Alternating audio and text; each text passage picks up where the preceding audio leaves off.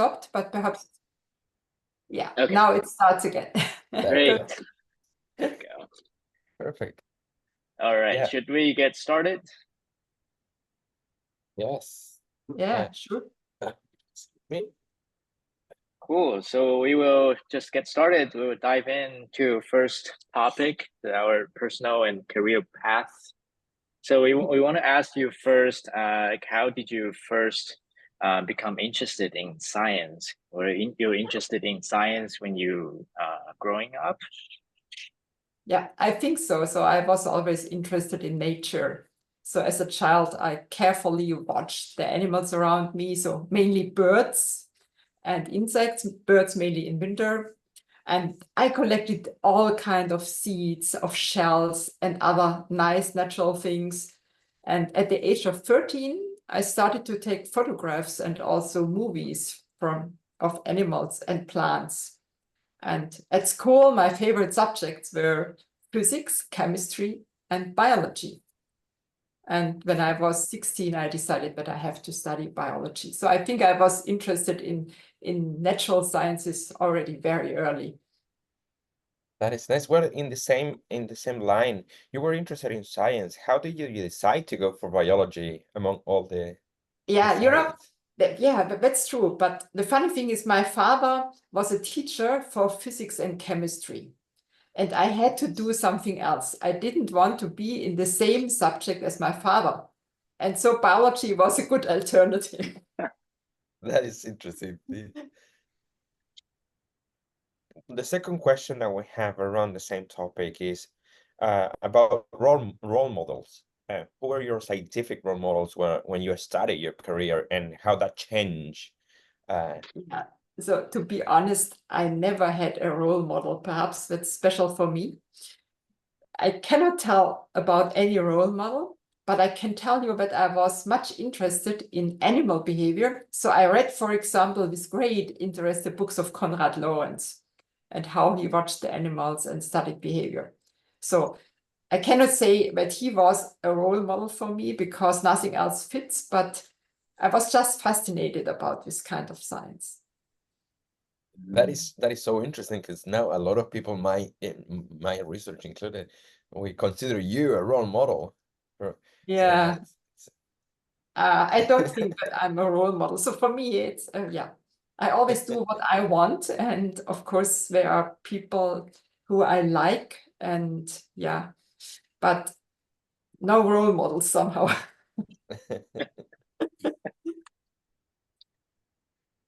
And could you tell us about your journey or path to become one of the most, I think we all consider one of the most productive and real regarded researchers in the field, especially in the Drosophila clock field?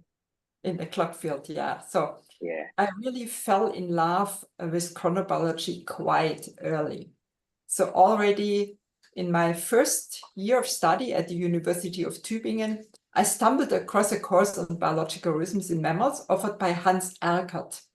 And then in the next semester, I discovered that there was a second person who taught chronobiology at the Botanical Institute, and this was Wolfgang Engelmann.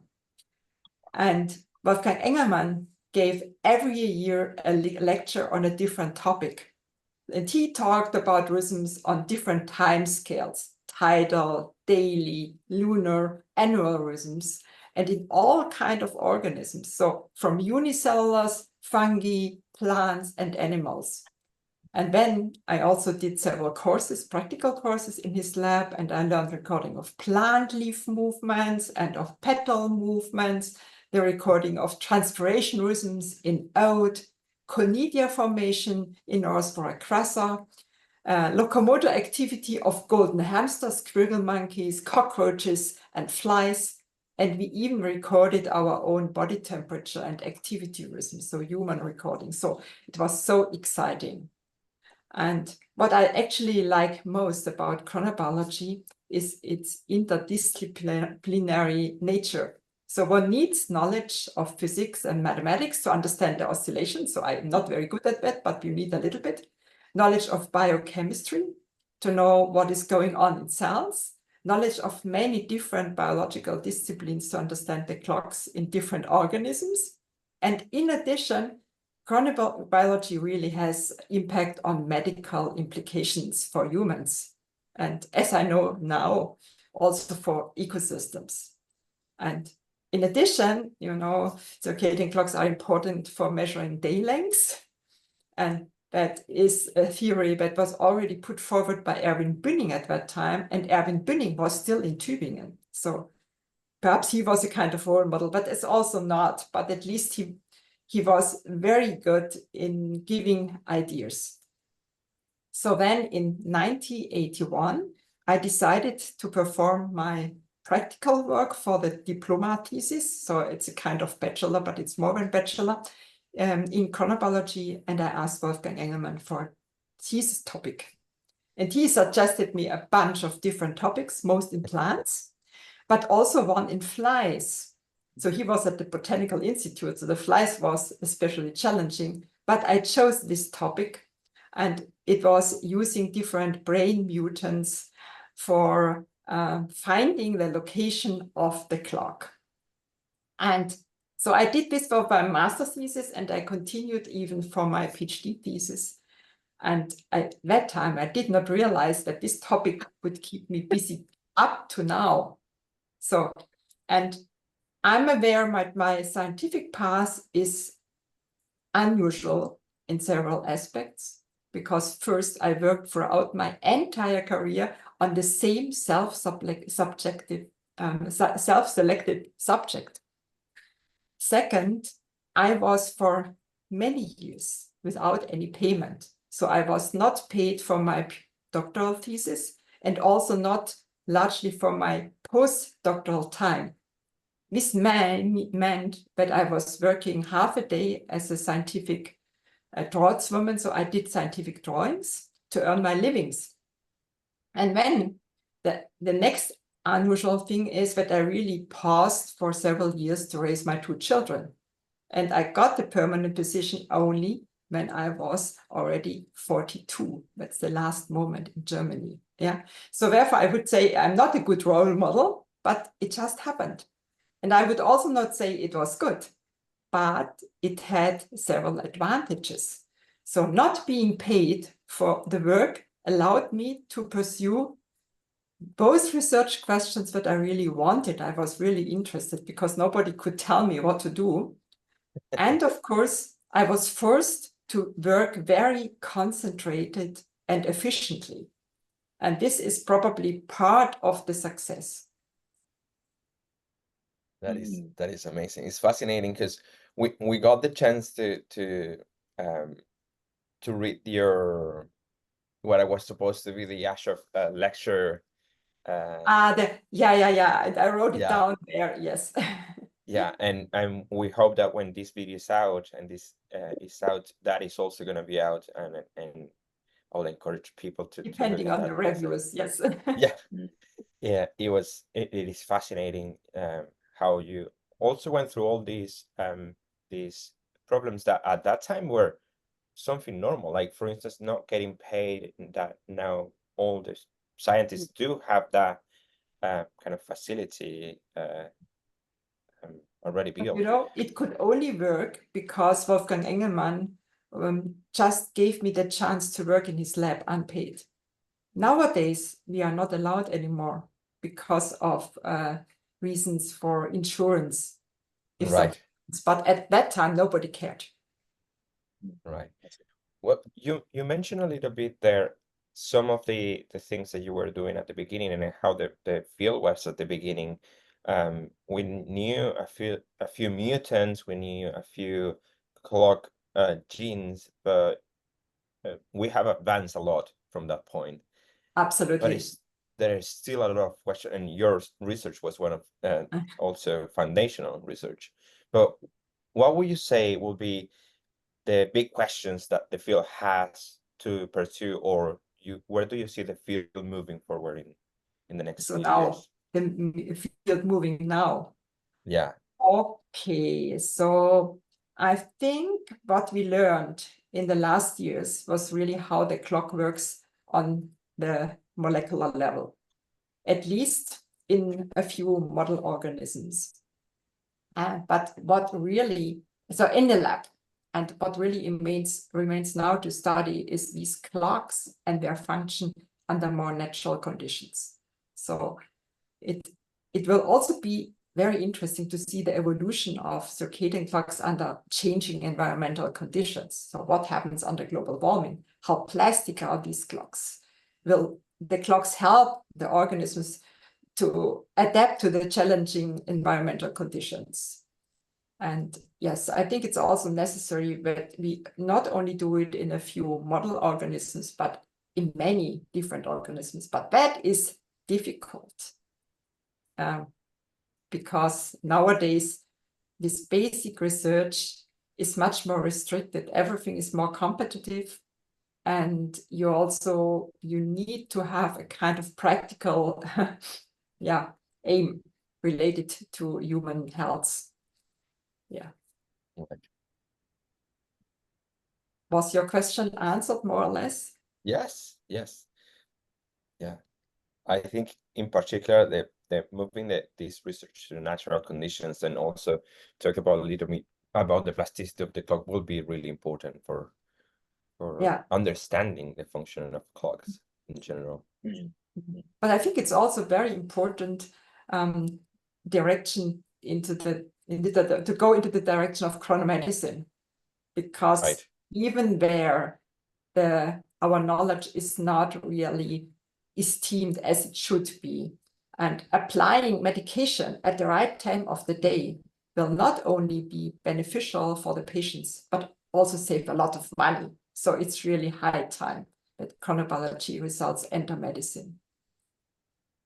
You mentioned one thing that I feel very interesting is you said one thing that contributed to your success was that you had the chance to really focus and concentrate on one question. And in current era, like in our right now, Sergio and I, we both feel lucky because right now chronobiology is at the really full bloom. Then we have tons of papers publishing every day. Yes. For myself, I had those keyword subscriptions. Then every single week I receive over 60 new papers. One thing, a good side is, I can keep myself updated. But another side is with this huge volume, I can't really, it doesn't help with my focus. So Absolutely. do you have like suggestions to cope with this That is flow of difficult. information? Because for me, it becomes also much more difficult to keep updated and to read all the papers. So when I was a PhD student, I was absolutely excited when a new paper came out in my subject, and it was not so often, yeah?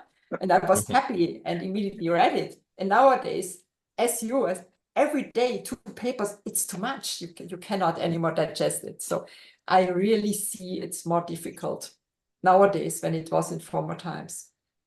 Yeah, you are right. What is your approach to cope with this change? Unfortunately, I can go now slowly, so it's easy for me. It's more difficult for you. Absolutely. I don't have a real advice. So, but I think what one should do something in which one is really interested, and perhaps to get not so much distracted from all the other information. So I'm very good of ignoring it, selecting the most important, very narrow for my field, and the rest I just disregard.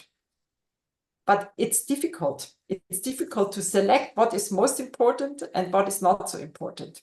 And the next problem is that you cannot believe everything that is published nowadays, because half of it is probably only partly true. Some is not at all true, because people, they have very nice stories, and to sell these stories, I think sometimes we leave important details out. That is also different nowadays from former times. So at least in when I was young, the papers were not such nice stories. We just published what we had, honestly, without making it up. But nowadays you have to make it up. And this is already a problem, because it's an interpretation. And the overinterpretation is already misleading sometimes in the wrong direction. Yeah. I think we discussed a little bit of all these changes across the years and how it was easier to keep up with literature, but now it's almost impossible, as you two mentioned. But what other things do you think have changed across science in general from in the past 2-3 decades?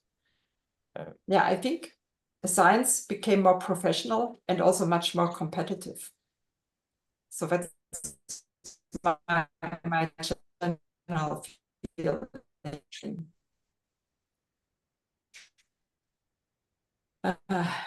Yeah. Oh, it's not so much known, but that's also difficult because you have to start the science at the right moment so that people can accept it. Yeah. That brings also a lot of difficult moments. So can you share with us some of like really good moments that you went through in your career in one side, and some moments that you said, well, this is too difficult, I don't want to do it anymore, and how did you actually overcome that? Yes, yes. Yeah, of course, there are many sweet, but also many bitter moments. That's completely clear.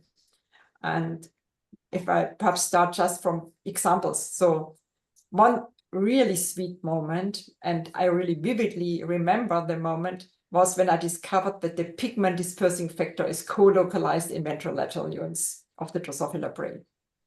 And perhaps I can talk a little bit about it's a detail, it's not so important. But it happened in 1991, and that was long before I had access to a fluorescence microscope, and certainly not to a confocal microscope. So therefore, I had to show this in a really complicated way. So, and Jeff Hall was so kind to send me transgenic flies that express the beta-galactosidase under control of the period gene. And so I incubated the brains with the substrate Xgal, and then I got a blue precipitate in the clock neurons. Okay. And then I took photos of the brains because I wanted to add the staining with anti-pigment dispersing factor. And that I did realize with diaminobenzidine, I don't know whether I pronounce it in the right way, that gives a brown precipitate. Blue and brown is not so easy to distinguish. So I photographed the brain first, then I did the immunoresponse, and then I photographed them again. And then, of course, I have to wait because at that time it was just conventional photography. So it took several days until I had the pictures. And then I compared the blue and the brown staining. And I still remember how wonderful it was. And yes, they are really co-localized in a subset of the clock neurons. So that is a good moment. And of course, in my life, I had many more such good moments when I discovered something a good result. And sweet moments are, of course, when your PhD students finish successfully and defend. Other sweet moments, I was awarded several prizes and awards. That was also very nice. But I had also the other moments, of course. So, and I think what is always very hard is the rejection of a funding application. When you work for a long time on your funding application and then it was rejected, and it's especially hard when you don't have any alternative in sight. And that happened to me. Perhaps I can just describe the first time that it happened. And that was in my postdoc time, after I had my 2 children.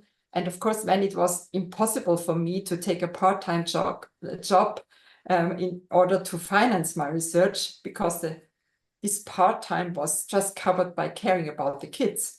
So I had to apply for scholarships for this kind of habilitation what we have in Germany.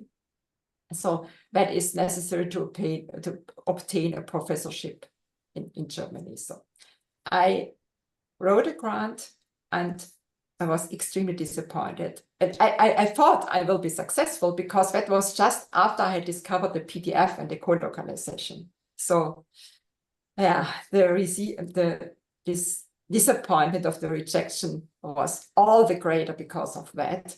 And especially the reasons for the rejection were not really fair. And then I was depressed for several days because I had no alternative. And then I wrote a rebuttal letter. I did know that will not help, but it was good for my frustration. And then a month later, I accepted a half-time position to test the effects of anesthetics on the rat brain and the guinea pig brain. So a colleague offered me that so that I had to do something else, and that was nice. And I did it just for 1 year. And in the meantime, Jeff Hall invited me to Brandeis University.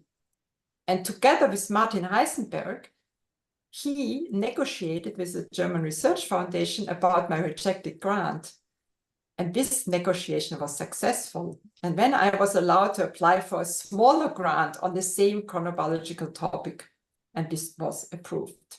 So you see, it was a difficult moment, but it finally worked out with the help of others. And I had more such difficult moments where I was just on the verge of giving up on science.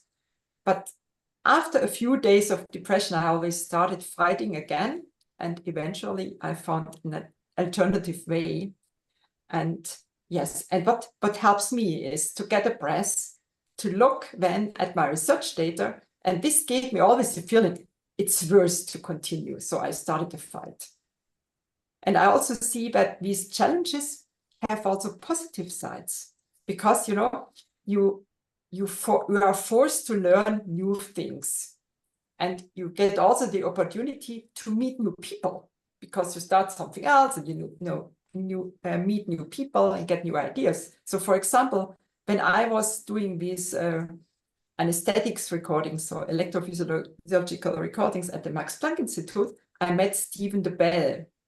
And he had previously worked with Martin Heisenberg on learning and memory and flies. And we started the collaboration. And then we discovered that the ablation of the mushroom bodies of the fly strongly increased their activity level and giving them almost no rest.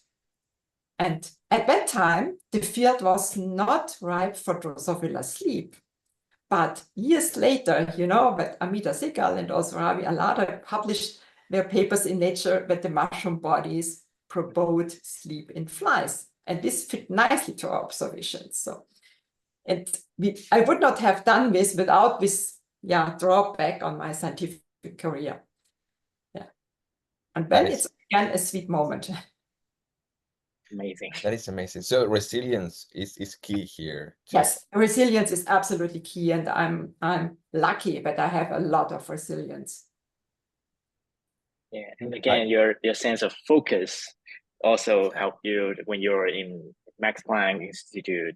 Even when you work with mice, guinea pig, you can still find a way to tie back to the Drosophila, exactly. to your favorite question.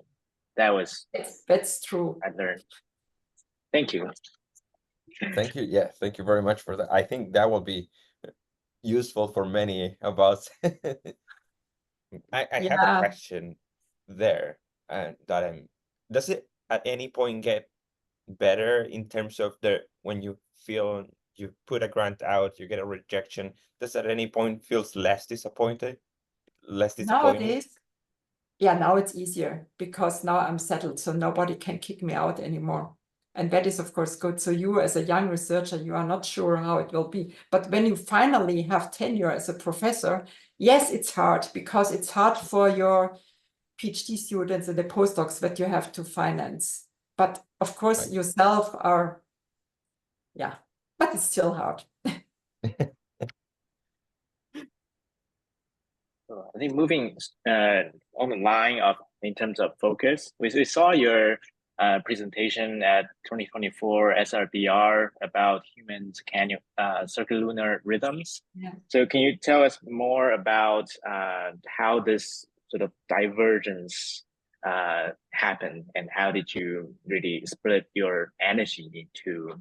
Yeah, no, it's not a divergence, because it's also chronobiology. And as I told you in the beginning, I was interested also in comparative chronobiology and not only in circadian rhythms. And I was always interested in lunar and other long period rhythms. And what I found amazing, about the menstrual cycle, that the period is so close to the lunar period. And as a scientist, I couldn't imagine that this is just coincidence, especially since reproduction in many marine animals is synchronized with the moon. And now I'm a scientist, I'm always observing. I also observe myself. And when I was about 40 years, I noticed that my menstruation always started at full moon. And that stayed that way for at least 2 years. I just noticed that. And so I found it very handy to know when to expect it. So that was one thing. And since my mother advised me to always write down the first day of my menstruation cycle in the calendar, just for medical reasons, you have to know it, she said. I did that, and I did not throw away the calendars. And then, after some time, I had a little bit of time, I thought, now you plot these data in relation to the moon cycle, and I did so. And then I was completely surprised because I realized that my cycle was not only for these 2 years coupled to the full moon, but before several times intermittently to new moon. And this I did not realize at all. So I was really blown away by this observation. And then I asked friends and colleagues, so mainly colleagues, and if they had by chance long-term records of menstrual cycles. It took several years because most of them throw away the calendars or did not know that. But eventually, when I got these 22 long-term records and found there was indeed a significant intermittent synchronization to follow new moon, even on the population level. And when Thomas Wehr heard about that, and he contacted me and suggested also testing whether there was a synchronization with the grammetric cycle of the moon. So we did so the animalistic and the tropical months, and we found it again. So we ended up publishing this paper together. So it was a side project, but and I carried it out just beside, it was more or less only me and some collaborators that gave me data and helped me with analyzing the data, and mainly Thomas Wehr, who had this fantastic idea to look at the gravimetric cycles. So that is how it came about. And now I continue somehow because these 22 women is just the N is too small and I have more records. But now it takes a long time to compile the data because my main focus is, of course, on my funded research, and this is completely unfunded. But I will try to hand in a second paper, hopefully this year. Let's hope so. Exciting. Yeah, and when we heard that was unfunded, everyone was like, "What? This should be." Yeah. But hopefully they will be excited about the next paper coming out and they will go for it. Let's see. But I find it's really very interesting, and I think that other people will continue on that, and more papers come out about lunar synchronization. And that's a field that fascinates me now because, as you said, in Drosophila clock network, so many papers come out, and I cannot read everything. So this is something not much is known, so it's interesting. Yeah. So in that sense, what do you think in this aspect of chronobiology that is it has been addressed already regarding the lunar cycles, and what needs to be addressed in this topic? Yes, but just a warning. These long period rhythms, it takes a long time. So this is nothing for a PhD student. Sure. So I already learned that when we started to work in honeybees. So Katharina Baer, who now continues this project, she tried to characterize the clock together with Guy Bloch in the honeybee. And this is a seasonal work here in Germany, at least, because you can only do it during the summer, and the summer is not so long. Yeah. And this takes, because you have to repeat the experiment, it already takes years somehow. So these long period rhythms are hard to deal with. But it's interesting. It is. It takes a lot of time, I think, as you said, a lot of commitment for a PhD, there Therefore, might be. it's a side project. Yeah. Well, should we move to kind of the advice type of questions we have? The advice questions are hard. Yeah. Yeah. We tried to narrow it down because we had so many questions. Yeah. So yeah, you want to take it? Yeah, sure. Yes, just given your rich experience in mentoring, for example, the Catherine Beer you mentioned, what advice do you have on mentoring trainees for those of us who aspire to lead our own research group, especially for Sergio and for me as we are going to start our own PI work. So what advice on training do you have? Yeah, it's very general. So I think it's not easy to supervise students because they are all very different. And that is something that I had to learn, because at the beginning I thought they are similar to me. They are very motivated and interested in the work. And I had to learn that not everyone is self-motivated, and especially not everyone can work independently. So some students really need constant control and motivation. And sometimes, and that is the hardest part, even a certain amount of pressure to be able to work efficiently. And these cases are especially difficult for me. But on the other hand, I also learned that many young investigators are very ambitious, and they have high expectations from their students. And this is also not good, because you should not put too much pressure on your student, because then these young investigators are repeatedly disappointed by the students because they are not good enough. And the students are so stressed, lose self-confidence and interest in scientific work. So one always has to find a kind of good balance between the control and letting things just happen. And the problem is that this balance is different for each student. So one student needs more supervision and some pressure, a kick in the ass to do something, and others don't need it at all and suffer from too much pressure. So that is all the advice that I can give you. Perhaps also not to take too many at the same time, because then it becomes overwhelming and difficult. Mm.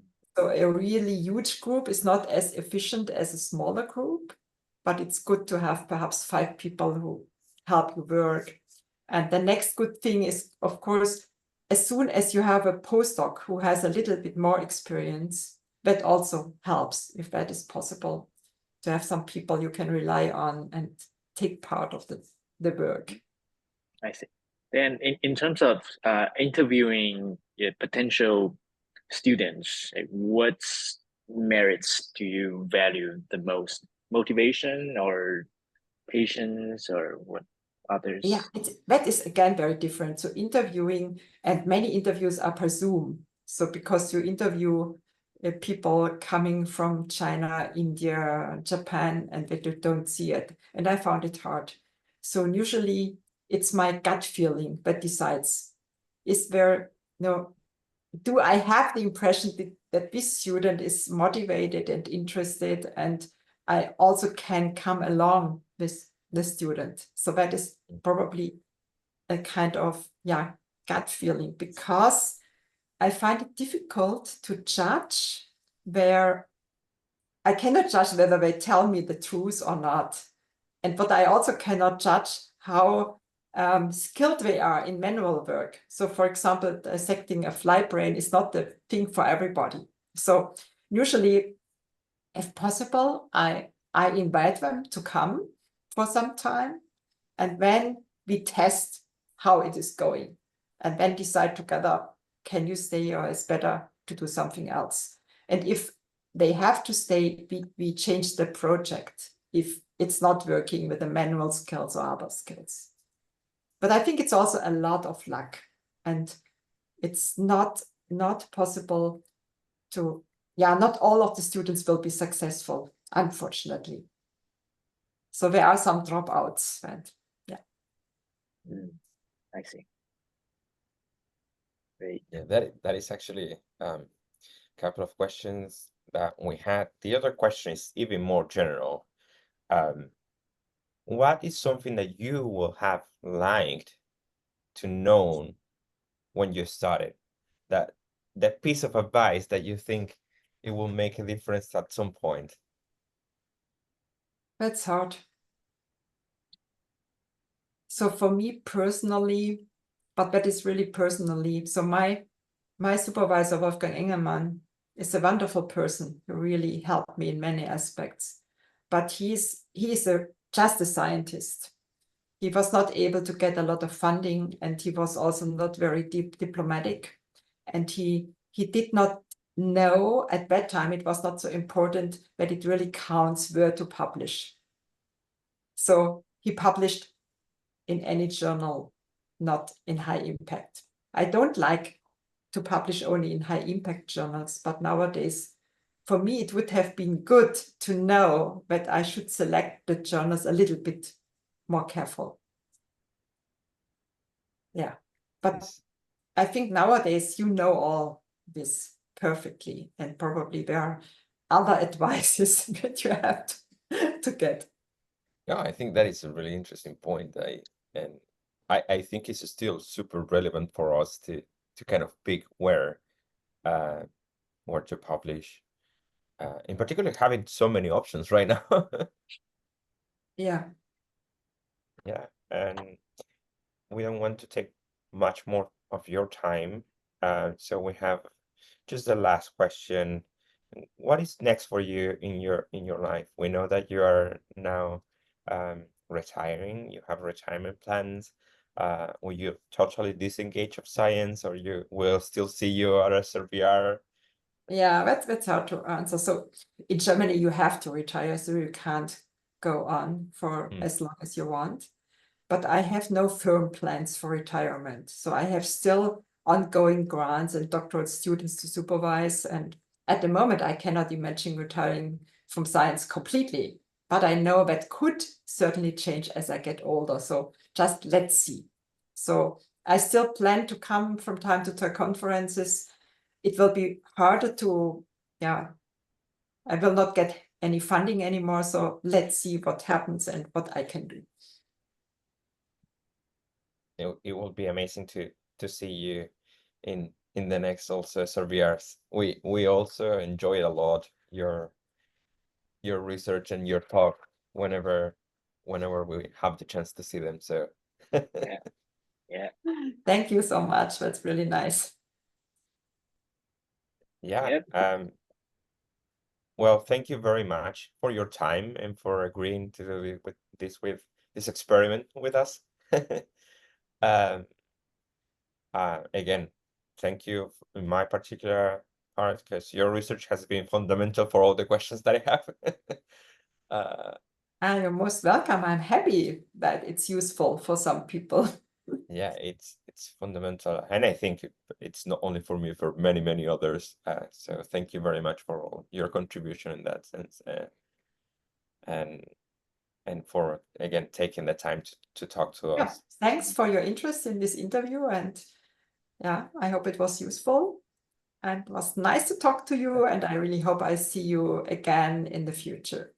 Yeah, hope to see you in the future too. Yeah.